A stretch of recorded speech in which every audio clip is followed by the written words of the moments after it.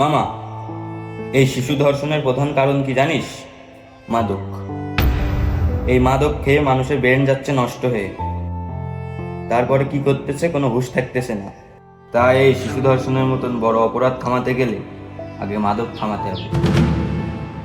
দেশের আইন ফাঁকি দিয়ে ওরা ঠিকই বেঁচে যাচ্ছে। এখন যা করার আমাদেরই করতে হবে। আমাদের ভবিষ্যৎ প্রজন্ম আমাদেরই বাঁচাতে হবে।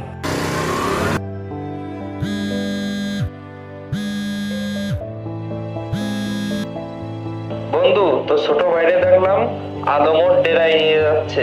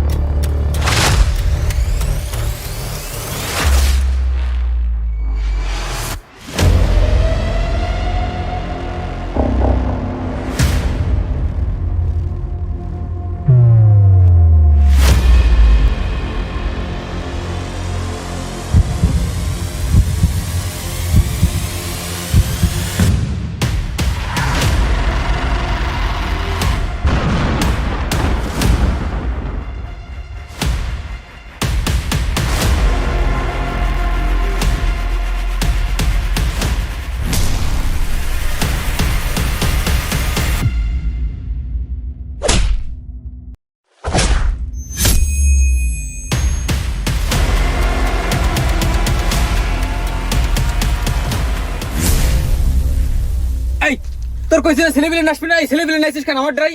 এই ছেলেপিলে যা আনতে যা যা।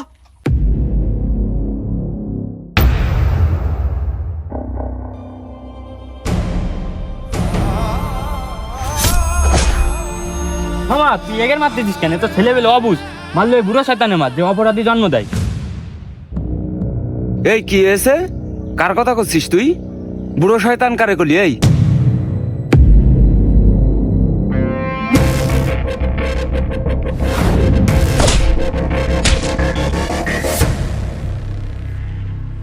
এই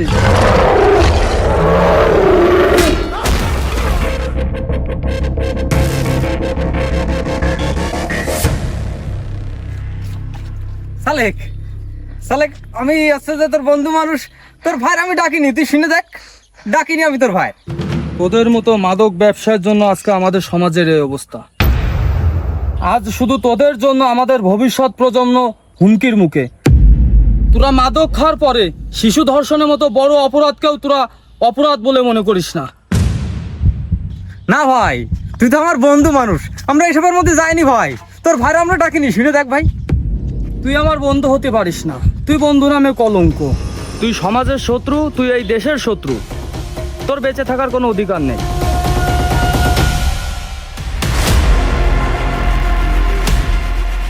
ভাই ভাই, তুই থাম থাম থাম, আইন হাতে তুলে নিস। আমি পুলিশের কাছে ফোন দিচ্ছি, ওরা এসে বিচারটা বসবে না। পুলিশ তো ঠিকই ধরে নিয়ে যাবে, কিন্তু যে বাবা মার সন্তান হারাচ্ছে সে সন্তান কি আর ফিরে পাবে?